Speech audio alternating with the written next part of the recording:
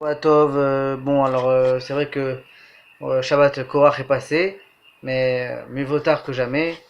En plus, il y a eu beaucoup de demandes, alors je me suis dit, c'est vrai que c'est une paracha hyper importante, alors je vais faire la petite Vartora. Vous pourrez le répéter à d'autres occasions, hein. Euh, Parce que d'habitude, on a l'habitude de voir la paracha de Korach sous l'angle de la dispute, à quel point la dispute est insupportable dans la Torah, et quelles sont les conséquences vraiment terribles de la marloquette. Esh à marloquette, le feu de la marloquette. Mais là, je voudrais m'attarder avec vous sur la réaction de Moshe Rabbeinu face à cette marloquette. En effet, qu'est-ce qui se passe? Donc, ils viennent tous vers lui et ils lui disent pourquoi vous croyez au-dessus des autres. Bon, vous connaissez les éléments de cette marloquette. Et qu'est-ce qui est écrit? Vaishma Moshe vaipol al panav.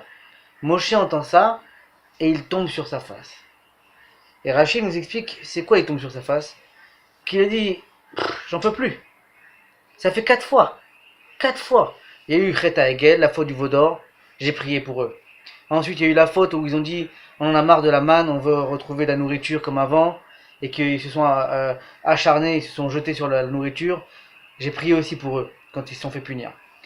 La semaine dernière, la faute des Meraglim, ils sont revenus, j'ai prié aussi pour eux.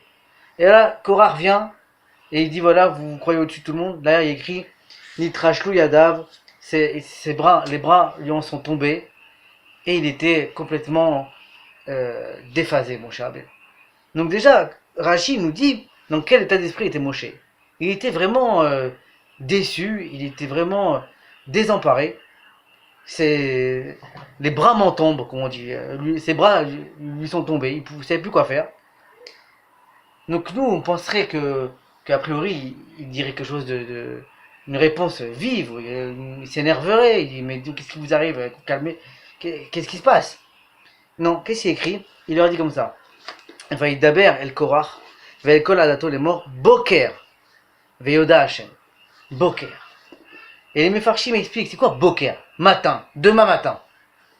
Et ben Rachid dit tout simplement, mais non, c'est vrai que toute cette colère, cette marloquette, vous avez pensé à ça toute la journée. Ça vous est monté à la tête comme de l'alcool monte à la tête. Il est écrit Ata et shirchut hulanu. On est tous comme si on avait la tête pleine d'alcool. On savait plus, on n'a plus les idées en place tellement il y a eu cette dispute là. Alors venez, c'est pas bien de réagir. Qu'est-ce qu'on fait? Mitkaven nitrot. Venez, on repousse à demain. Et là, il dit Shema Yarzerubaem. Il ramène un midrash qui dit peut-être que bon, ils vont se calmer et ils vont.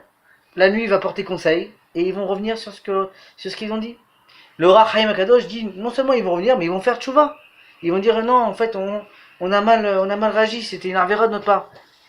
Donc en fait, dans les deux cas, que ce soit dans le Pérouche Rashi, dans le Tanhuma ramené par Rashi, ou bien celui du Rachaim qui dit que c'était la tchouva, on voit que quelle était la réaction de Moshe face à la dispute, face à la colère qui monte. Boker, venez on prend du recul, venez on voit demain, venez on réagit pas, on réagit pas sur l'instant. Peut-être on va dire des mots qu'on va regretter, peut-être on va dire n'importe quoi, on va faire n'importe quoi.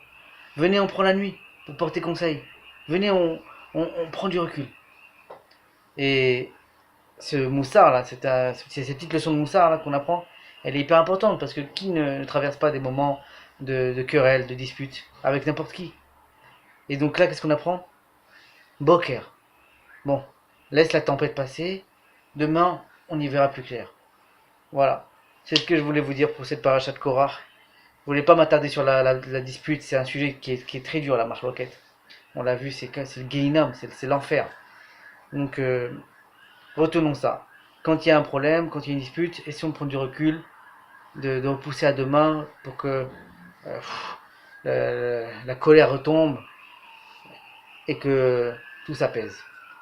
Voilà, allez, je vais vous l'envoyer maintenant et je vais essayer d'envoyer une autre vidéo pour Parashat Chukat la semaine prochaine dans la même semaine. Voilà, Shavuot Tov.